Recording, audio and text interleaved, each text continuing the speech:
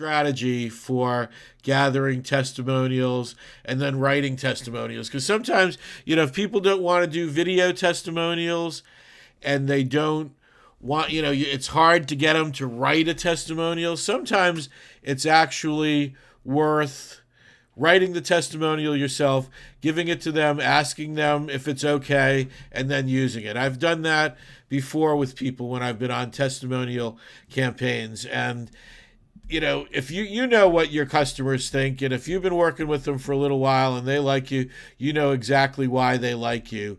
Just write that down, if they don't want to write it themselves, and ask them if they would just sign it. And if you want, give them a reward. It's really up to you. But if you want to give them a reward, I don't have any problem with that at all. And that's purely up to you. Again, I don't know what it was. We jumped attention. I can tell I can't tell personally, but I can see what percentage are attentive. And we had a little bit of jump when I said that. So anyway, I'm giving away my secrets here. What you want to think about is your target market. Who is your target market? And then what media do they use? Now, my changes did show up in here. I got to say that these changes did show up. You want to, who is your target market? And you may have multiple target markets. You don't want to have too many, but you may have, there are particular ailments that you treat really well. So that would be a target market. And then there may be, you just want to broaden it to more people in your area, broaden the knowledge of Traeger to more people in your area. So this is another target market that we're going to go after, and we're going to do different things. But whatever it might be, identify who the target market is and talk to them when you do your when you do your surveys. Ask them where they go to get information about your service. Where would you go if you were looking for a practitioner like me? Where would you go? And certainly, one of those things is they ask other people, but they're also going to be, lots of other places as well, and there's certainly going to be, right now, there's that big internet component. And, what happens when people do a search for Traeger practitioner? If they're that specific in your area, do you come up? And, one of the things, and we'll talk about this in future seminars, is, Google Places. I actually have a video on my YouTube channel about claiming your Google Places page, but everybody here should do that. And this is another write-down thing. Check your Google Places page. And all you got to do is do a Google search on that. It'll tell you what it is. You can find out if you have one or not. If you practice and you practice out of your home, you may not have one. Some of that depends. I have one. My office is in the basement of my home, but I have one, and I have several actually now. Because once you create it, you can create more. And I know there are some people who don't like to give away their home address. And if that's the case, you're going to need, if you want to have a Google Places page, which is kind of critical to help you get found, one of the important things anyway, you'll need to have some address. So, if you can get another address, one way or another, sometimes virtual offices allow you to do that type of thing. It would be worth checking it out. So, and here we just have, each medium that seems to fit, and then the relative importance.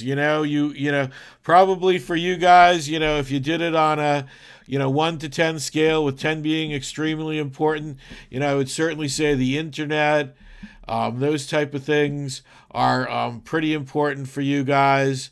But, email would be right up there, but maybe billboards, that type of thing, not that important at all. One of the things to think about too, and this is, when I was doing this and I was updating, this whole thing for the presentation, local cable. I did over Christmas. We had a special in our market where you could get like 415-second spots on local cable for about $350. And that, I think it was another $100 to produce it. So $450. So like a little bit more than $1 a spot. And I did it. I have a daily deals business, and I did it for that to get people to sign up. And we got over 40 people. Was that the number? 40 people to sign up, which turned out to be like very inexpensive, for what we were for gathering leads. So just another thing to consider, but for you guys, certainly internet, email is critical, Facebook, YouTube, Twitter. Pinterest is another one. I don't know if you guys have heard about Pinterest. This is like the hot new social media tool that's out there.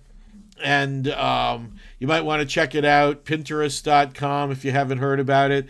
It's a lot more women on Pinterest. It's kind of a photo pinning site. Crafters really like it.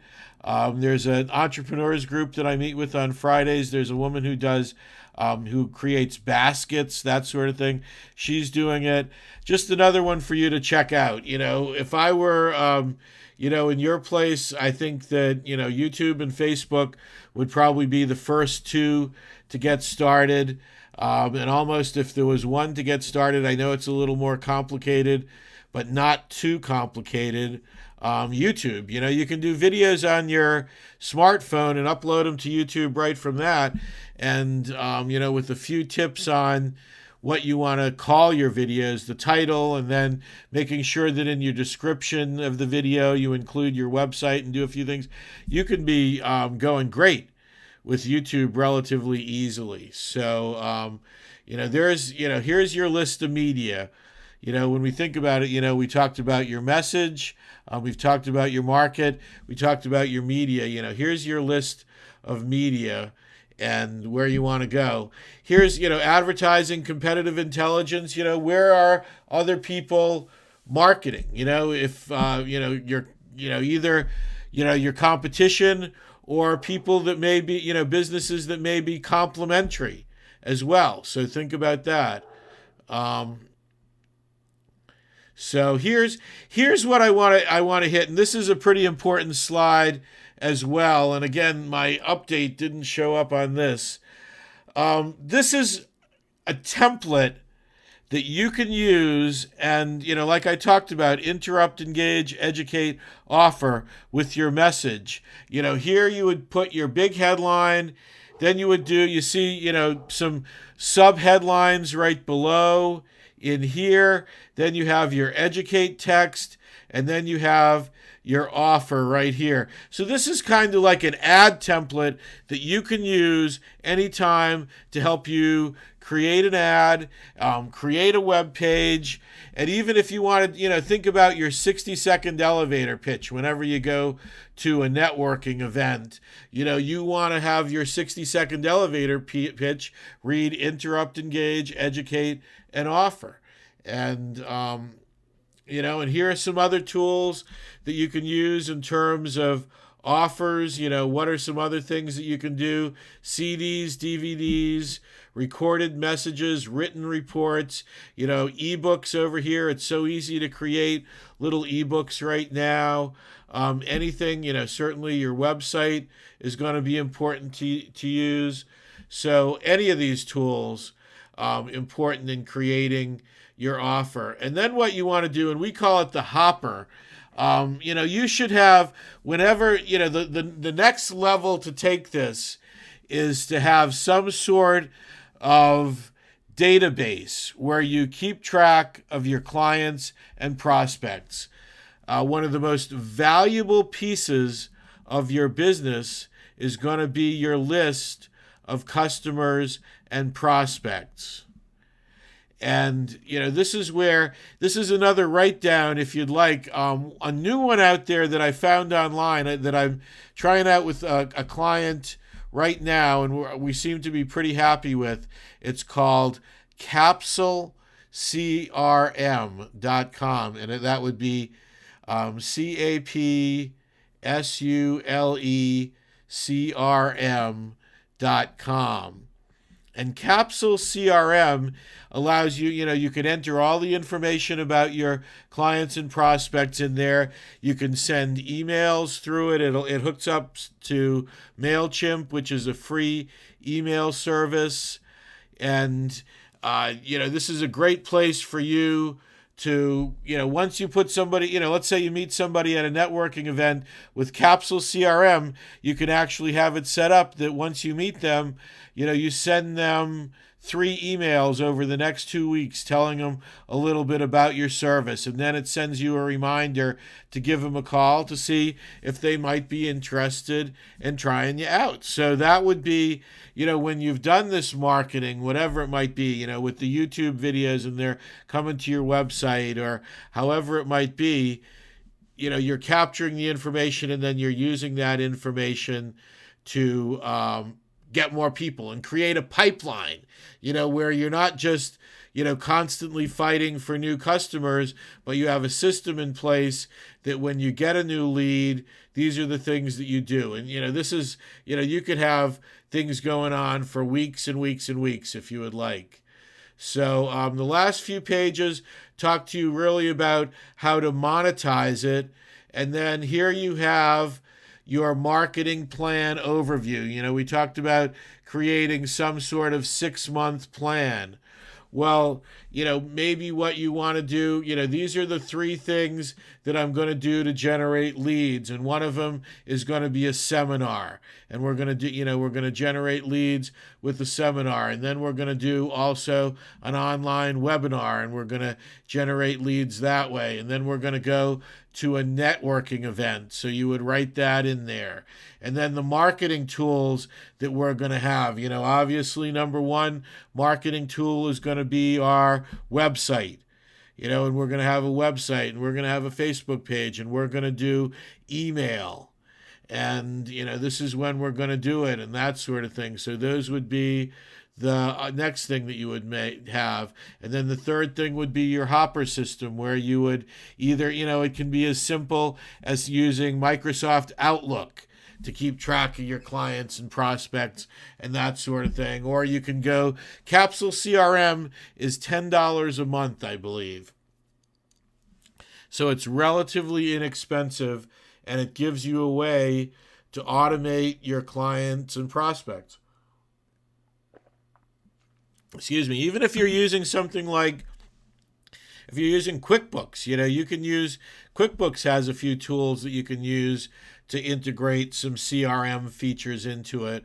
But you want to make sure that you've got a list, and that, you use that list on a regular basis to generate new clients and prospects. So, and then you may have some other things, but that kind of gives you, an idea of planning out what you want to do, when you want it to start, and how long you want it to go. And you can also, another tool to use is to just put it on a calendar, but here you have, your outline, and then you're going to go and execute, and here you can look at your ROI on your marketing if you would like.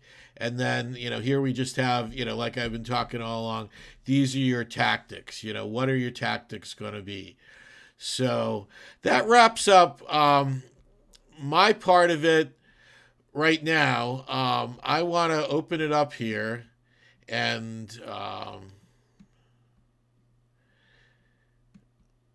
let people, I'm going to unmute people. And see if anybody has any questions.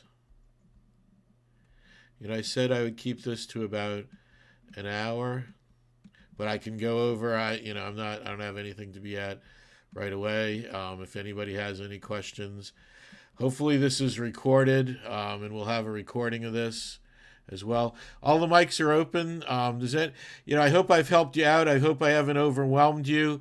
You eat an elephant a bite at a time. If you have, start at the top, and this, if you did this probably over an 8 or 10 week period, you could get, and spent an hour or two on it a week, you could get it all done.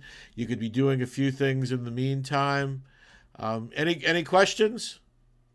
Yes. Can you hear me? Yep. You said that there was a doc.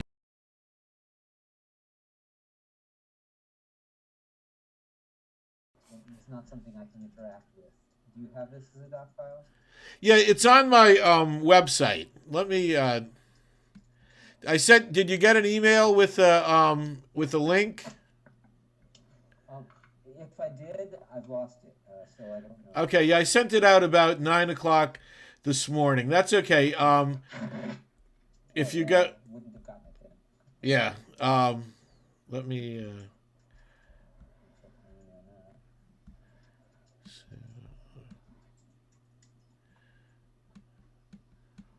Okay, what I got this morning was a reminder. Okay. Yeah, let me. As far as I can tell, it doesn't have a link to your website. Okay, I'll. Yeah, let me. Everything on my computer seems to be going I very. went on Google to look for your website, but there are 4 or 5 strategic Here, marketing. no, I'll make sure that I get your email. If you just send me an email to, let me put this up on the screen here. Send it to CRIPLEY at SMG2. I'm going to just write it on the screen here. And I will forward you the link that has. It's on my website, but you can't find it on the website. It's a private page just for you guys. So, did anybody else get the email? Did it? It got through. I got it. Yeah. Okay. Yeah, I got it too. Okay. In fact, I printed it out. So good. Great. Yeah, Chris, I gotta go. I just wanted to thank you so much. This was kind of a whirlwind webinar, but so much good information, and I'm looking forward to taking the time to go through it and utilize it because it looks really useful. And that's kind of what I've been needing, just sort of a template of, how to go about doing this and creating a marketing plan. So thank you very much. Sure. I'm glad I could help. What I hope that we talked about doing a few more of these, and there'll be a lot more specific with specific things you can do right away. But this gives you a great overview of how to create your marketing plan. Mm-hmm. Well, thank you so much, and I'll look forward to any of your future webinars. Thank you. All right, thanks. Have a great day. You too. Bye-bye. Bye. Chris, this is Jennifer Anderson in Charlotte. Can you hear me? Yes. I just want to thank you for your time this morning as well. And I think that these are really useful tools. And it's true that you eat an elephant one bite at a time. This is a lot of information to absorb, but I'm really excited about it. And I am starting at the very beginning. I don't have a website. I need to develop one. But one of the things that I'm seeing friends do who are starting new companies is they're starting out with a Facebook page, which seems a lot more doable, and generating interest and generating a contact list through their Facebook page for the company. And then eventually, as they make a little more money or have more time, they start to develop a website. Would you say that that's a strategy that has promise? Oh, definitely. Yes. It's funny because about 3 years ago, really, and usually I'm not that prophetic, but